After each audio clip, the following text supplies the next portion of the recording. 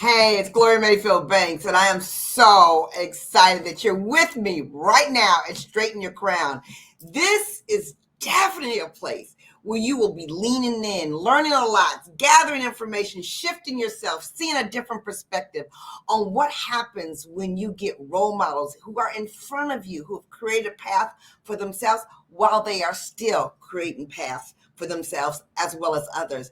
I'm so excited to bring you guests here all the time who have taken the investment in themselves and straightened their crown. And by listening and learning, asking questions, leaning in, and being part of the conversation, you get to straighten yours again. Can we honestly say, we have to honestly say, living life is all about straightening your crown over and over and over again. Sometimes once a month, sometimes once a week, sometimes every second. Straighten your crown. So I cannot wait for you to meet our next guest. Brittney is fire. Let's bring her on.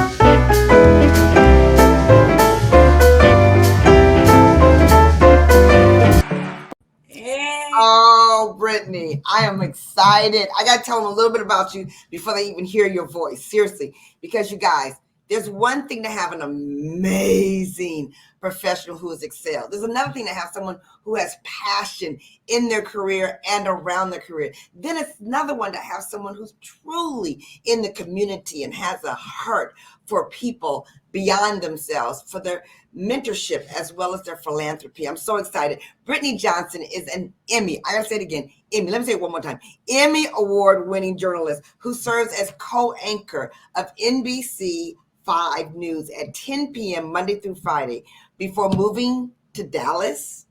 I know I live in the Baltimore area, and I always say Dallas is one of my favorite cities. Well, I just have to say it. 6 years in Charlotte, North Carolina, where she anchored the market's top-rated morning newscast, delivering in-depth investigation stories. You guys, she and I go back in different kind of ways. I mean, Girl Scouts. Brittney, can we just talk about the Girl Scouts? I was a Girl Scout from the Brownies all the way to the seniors, and that was a big. Then she and I went to Howard University. Yeah, HBCUs, Howard University, the real HU, that we got that going on together. And then she went to Berkeley, which is one of my niece went to Berkeley, and she's a poet laureate. And I remember sitting in her graduation, just taking in the entire piece. So I love the fact that you're career-oriented, entrepreneurial-oriented, fitness-oriented, family-oriented, finance-oriented. I mean, she's just up this alley. So there's a lot to bring to you. So Brittney, the first question I want to ask you is I'd like you to do me a favor. Sure. I'd like you to brag about yourself. Oh my God. About your journey, but don't leave anything out. I really want women to understand there's very powerful power and when we really let people see who we are and learn to brag about ourselves more than what's comfortable. Wow. Way to push me to get this started. Now you all know how this day is going to go, all right? Well, she's going to be encouraging me as I encourage you all. No, Gloria, first I want to say thank you for that incredible introduction. I mean, I would love to have that recorded to help hype myself up as I get the day started, because it is something when you see yourself the way other people see you. Yes. When you talk about bragging about myself, what I will say is that's something that I've really had to work on, but I'm thankful that I've done so because I've always been someone who had a spirit that attracted people. I've always been really hardworking. I've always been someone who was striving to become my best self, but for a long time, my confidence was not there. And so I didn't see myself in that way. And it wasn't until I started intentionally building on my confidence, reading books, Grit and Confidence Code, and sort of really seeking out strategies to say, wow, they're tapping me to be in the lead. They're picking me to be out front. They see so many huge things for me. How do I really step into that? Did I then start to do so and to feel more confident talking about myself and the things that I've achieved? But if anything, I will say I'm proud of the work that I've done to become a woman who fiercely believes in herself, and fiercely believes in the gifts and the talents and the skills that God has gifted me with. I do like to focus on other people and service, though, as a way to get it all out, because I feel I'm at my best when I remind myself that it's not about me. Right. When I remind myself that it's not about me, that actually takes some of the pressure off, and I feel like I can really get to work, because it's not about what people say about you or how they feel about you. There's something bigger that you're trying to get out, that you're purposed to give out. And so that's what I'd like to share about myself. I like to work hard. I'm certainly grateful for being someone who's been given a voice to highlight stories, issues, ways to connect people so they can live their best life. Highlight. I mean, you bring it home. You don't just highlight it. You bring it home with the research, the delivery, the way that you do it, the name that you've made for yourself, Brittney, in the community and around the community is a very big deal. I got to highlight some of these things because it's not just that you are on TV the way that you are. It is the way that you dig in. You know, I always tell people, and I you know, even us talking before, it's not what people get to see. It's all the work that goes behind that no one gets to see.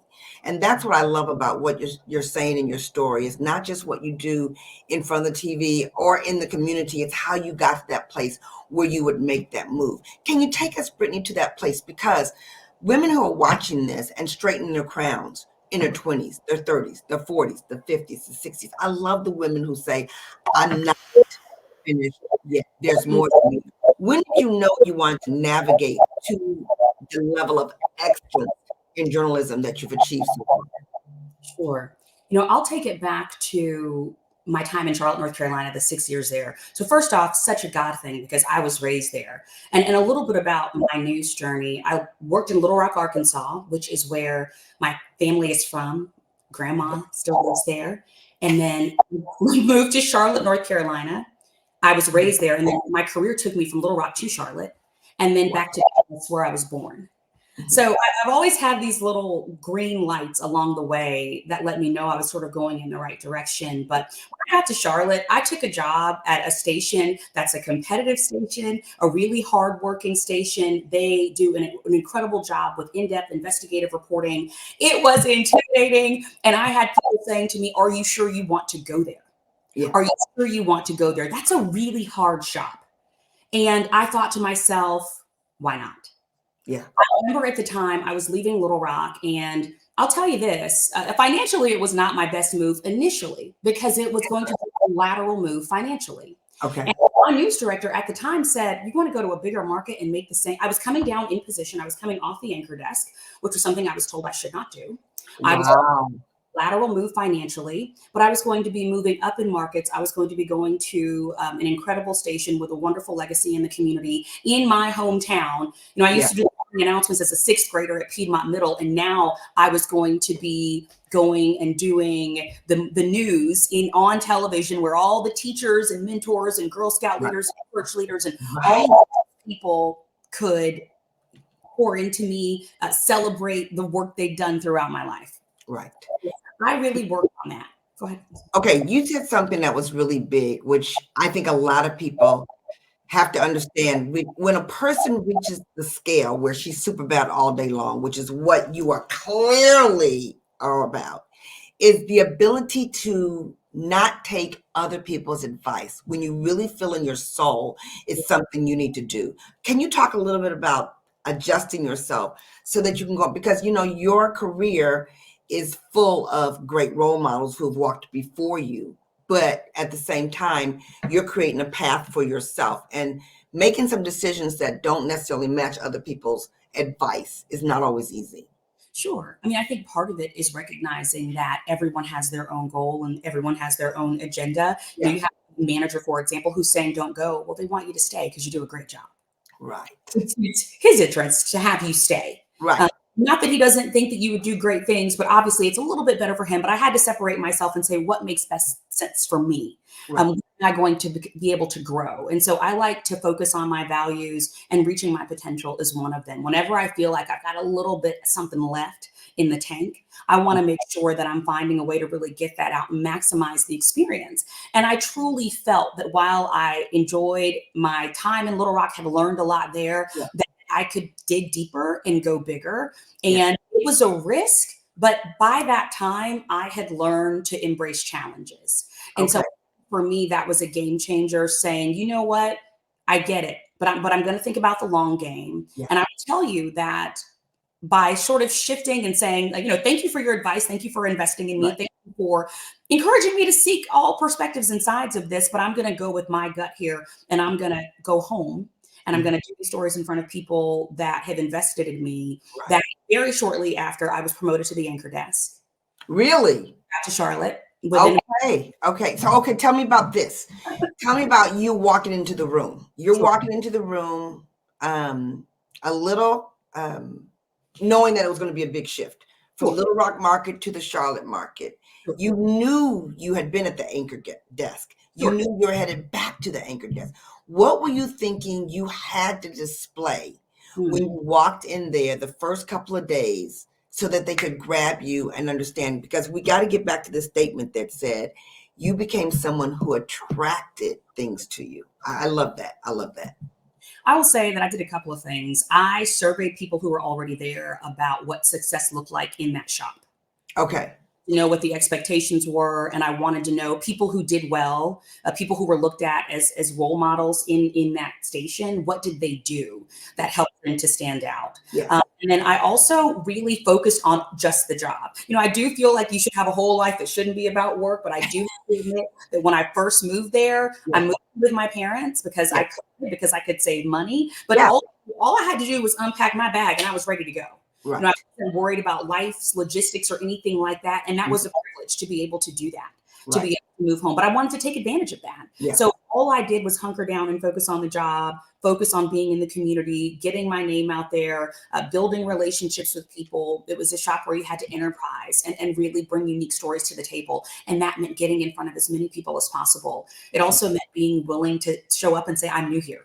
I'm new here. What about this part, Brittney? What about the part when you go back home, where friends and family, you've got a heavy duty job. They know that you want to shine at your job, but they want you. They want your time. They want you to hang out with them. They want you to go eat with them. They want you to go, that like Brittney, before you had all this time. And what about that kind of conversation that comes from people who love and support you, but they want more of you and you wanted to dig in? Because a lot of women have to deal with that dilemma. Sure. My therapist tells me it's okay to disappoint people. Because we get disappointed sometimes, right? Yeah. There will be things that I have to let people down. So I can't do the event. And the other thing that she tells me, which is really helpful, is you can do things. You don't have to do everything at 10. I think people who strive for excellence all day feel like if I'm going to go to the party, I have to have the perfectly wrapped gift, and it has to be something really, really thoughtful. So I'm going to spend 10 hours going through their social media to come up with a surprise. You know how we just overthink everything. Like, girl, go for the first 10 minutes, take a gift card, let them know that you care, but you have somewhere else to be. Right. So it's both learning to say, I may have to disappoint them in the short term to build something we can all celebrate in the long term. Right. But also, I can do a little bit. I can do a little bit. I can't maybe give them the fullness of their request. Right. Someone asks me to do a keynote. Maybe I can be your MC. Maybe I can do a story in advance to highlight the work that you're doing. But I don't have many hours to devote to writing that speech. So it was sort of constant negotiation. That's it. Constant negotiation with them, constant negotiating with yourself. Yes. Right? Mm-hmm. That's so huge. Okay, I got to touch on this because you said it and we don't say it enough. And I want you guys to hear women who are super bad all day long, who take the time to shine and reach back and help other people. But she said this magical word, and the word was therapist. I want to highlight that so many times. Every time I hear it, I want to highlight it because people who are fabulous, healthy, successful, strong, still have people that support them. Yes. Wow. I'm so grateful. I was someone who recognized the value of therapy, but it was working on a story with a therapist. And I said, what are some of the reasons why people come to therapy? And she said, you don't really have to have. A lot of people think you have to have some huge sort of life-changing moment that sort of catapults you to the couch. She said, but it can just be for wellness, for checking in on yourself, the same way that you get an oil change and you want to do maintenance. And I thought, okay, I like to take care of myself, but I got in there and realized I had some real things once I started talking to her. And a lot of it had to do with self-talk. A Yeah. lot of it had to do with people pleasing. And I will tell you that when you are someone who is successful by all the standards, sort of we have out here, and people look to you that way, it can be challenging to recognize that even some of that is rooted in trauma, some of your behaviors, the ways that you overwork yourself, Right. Right. feelings of perhaps not feeling good enough, and always ever striving. But there's burnout that comes attached to that. Brittney, when we come back, we're going to talk a little bit more about what you've done to do self-care, because you moved from a big city to an even bigger city. You worked from a big job to an even bigger job. And so you continue to pile on things that have made you even better and made your reach bigger. You're a person who has influence and impact. And you guys, we're going to be right back, because this chick is clearly super bad all day long. We'll be right back. Our confidence is everything. My name is Gloria Mayfield Banks. I cannot wait to go into that room, lift the energy, and meet my new friends. Give them some hardcore direction as we grow in this life together. We are in the image business. We are making a statement. When I walk in that house, they have to know I'm tremendously successful and you want me on your team. Don't ask me about my prices yet, because they too will blow you away. Most women underprice themselves, period.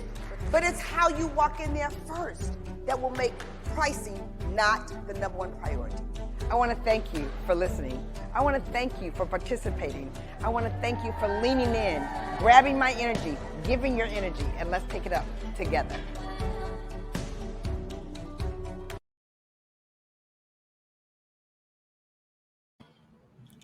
Challenges. Yes. Brittney, tell me about how you overcome challenges, both from the way you talk to yourself as well as when you talk to other women who are watching you. Because when you get to your level, I can only imagine the type of women that want mentorship from you. One thing that I really try to think about when it comes to challenges is how can I embrace them? Sort of, what are they here to teach me? You mentioned sort of my fitness work before, and I work as a personal trainer and coach. And I'm always telling them, do you feel the burn? Great. That means the work is happening. And something beautiful is going to happen on the other side of that, right? And that's what challenge does. It grows you. And so first off is my perspective. Whenever something happens unexpected, or even something that I knew was coming, and I'm like, oh, okay, here we go. Got to eat your Wheaties, got to brace yourself and get ready. First is trying to reframe and make sure I'm in a space where I'm excited about what's to come and what it's going to teach me, because it's going to do something. I love to tell folks, it's just going to happen, and it's going to be good for someone. Let it be you. Let it be on the other side of that. And so first is sort of that reframe mindset shift around challenge. That's made a big difference for me. And in general, just sort of having a gratitude practice that allows me to see the things that come along. Yes, gratitude. Say it again. And that's something that I share with other people as well. When you think about your next, and people have so many things on their plate, how do you handle the philosophy of this and this versus this or that? Sure. One thing is I try to find sort of similarities in the ways that my gifts are being used, if that makes sense. Right now, I'm very fortunate to be here anchoring the 10 o'clock show, telling stories in the community, getting out and engaging with people as an anchor. I've had people want me to coach them in the personal trainer space for a long time. And so I decided that I could make space for that, but also that the things that I'm learning on that side that make me curious about health, that can still be part of my work as a journalist. I think so often we think we have to sort of separate things and the value of what we're learning, whether it's the studies that I'm reading about health, whether it's looking out in the community and finding ways that people are engaging one another to be healthier and to feel better and to support one another, free programs, the way that the county is trying to energize our seniors. There's ways for me to sort of merge these things and feel like I'm still growing in both areas, but also that I really like to feel like I'm listening to myself. shut down that little voice that's saying, well, what about this? Or you have an interest there. I feel like you're stifling yourself, you're stifling your creativity. And very often people find that they want something outside of the main thing. Yes. Yeah. I think what you just said was so powerful, listening to yourself, understanding that there's more inside of you, and that if you lock it down because other people tell you to lock it down, you will very quickly find yourself upset because you weren't able to use all the gifts that were given to you. When you think about the gifts that you have, because they're vast, and when I'm coaching a lot of women, I always say, find your gifts and then give them away. Find your gifts. And I know some people will say, well, I don't know what my gifts are. And then some people will say what I do with the multiple gifts. But if you had to narrow your gifts, like Brittney Johnson's top 2 or 3 gifts, what would you say they are? Because what you said to me that was magical when it comes to this and this is finding a way to take what you love over here and use it over here. And then find the way that you use it over here and use it over there. Therefore, both become better. But what are your gifts? I think that one is my voice and my actual speaking voice, right? That pays the bills. Thank you, Lord. But more, it's my voice and how I use it. How I use it to both amplify the voices of people in the community, but also to encourage, because I think I'm a natural cheerleader. Okay. And that is a way that I use sort of that gift of speaking and wanting to pour into people to cheer them along. And that happens in both, again, news and in the fitness world. I mean, I feel really committed to the idea of helping people live at their fullest. And so on the news side, that means helping people get engaged in what's happening in their community. And on the side, that means helping people listen to themselves and coaching them through that process of learning their body so that they can take on those challenges and get to the next level. Yes. And so I really feel like being someone who has a voice that resonates with people, something that they want to listen to, but that I'm also motivated to take great care with the words that I choose. Yes. That's a difference maker. It has been a difference maker for me in building connection and in truly feeling like I'm supporting and uplifting as I go. Yes.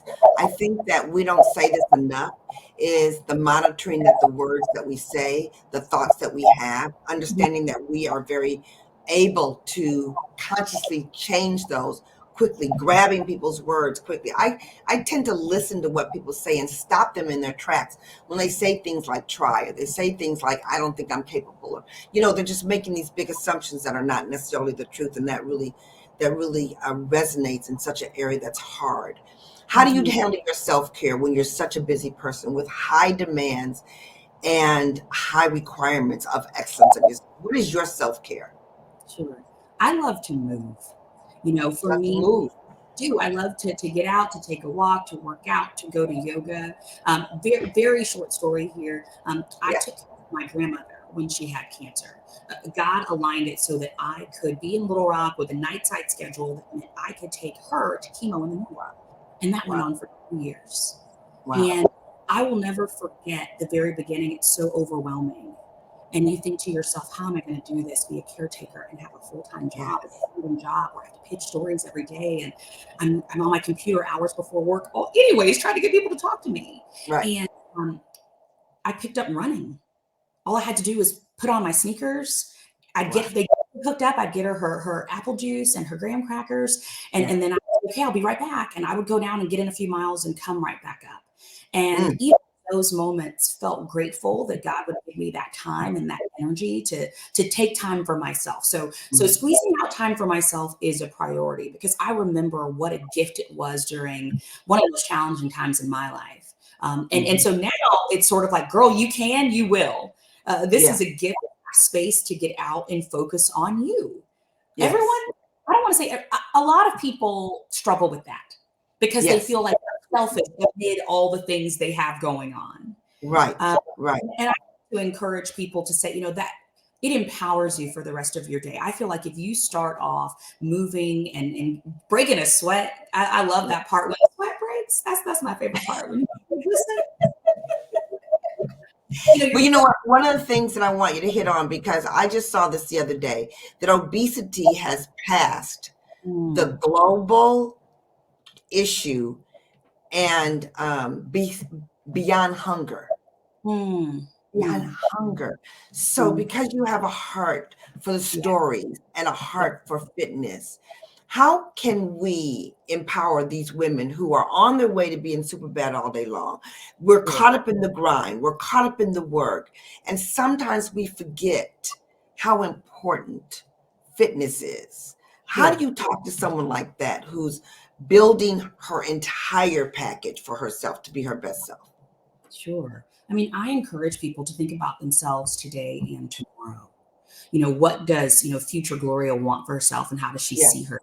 I see myself, I don't have children yet, but I see myself as being an active mom. The mom who gets out there and kicks around the soccer ball, the grandmother who's still going to be able to pick up her grandkids. Like, you're going to be able to leave them with me, and not scared that I'm too frail or that I can't bend over to pick them up because they're too active.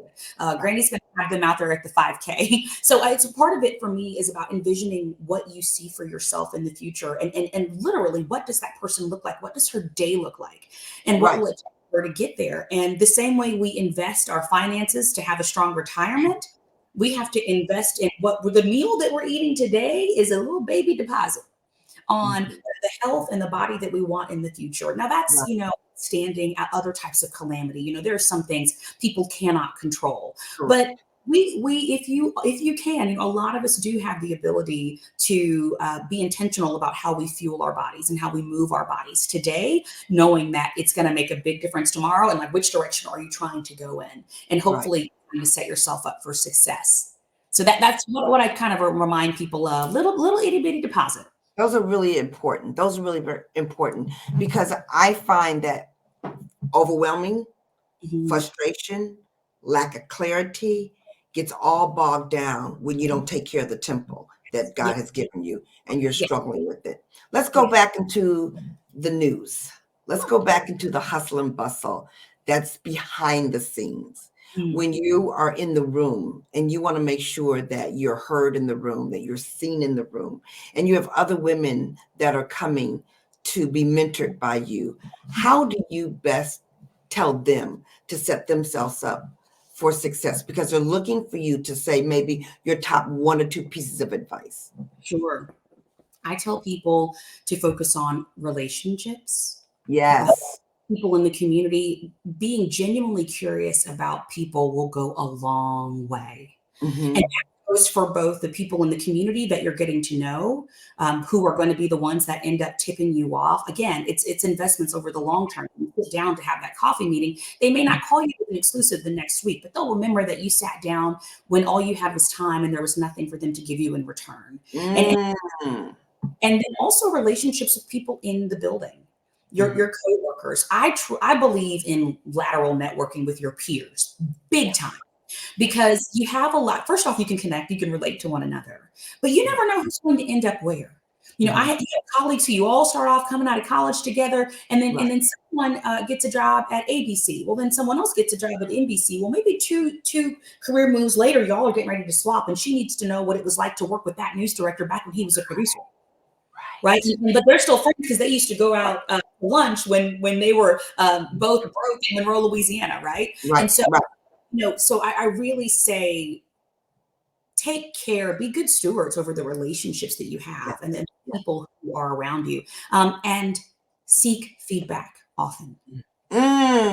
Seek feedback.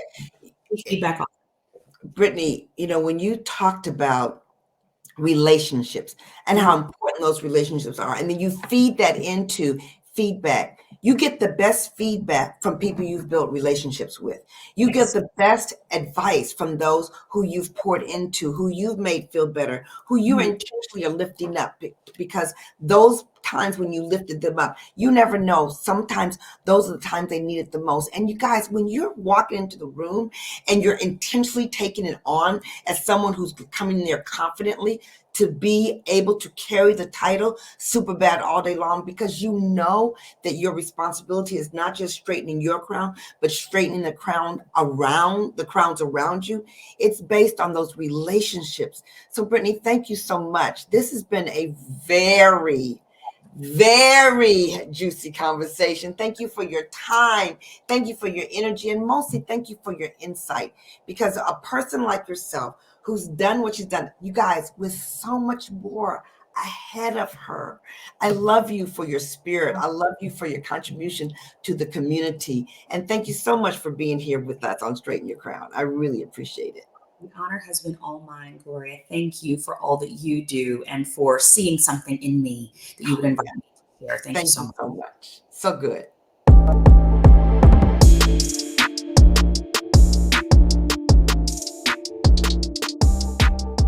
You guys, you're going to follow Brittney. You're going to watch Brittney. We're going to rise with Brittney. We're going to lift Brittney up. And I'm so excited. You got to go to her social media right now and connect with her and let her know, because it's with that energy that other people soar. You guys watch for us. We're so glad to have you connected with us in the Super Bad community, because you, my friend, are going no place but up. Thanks so much.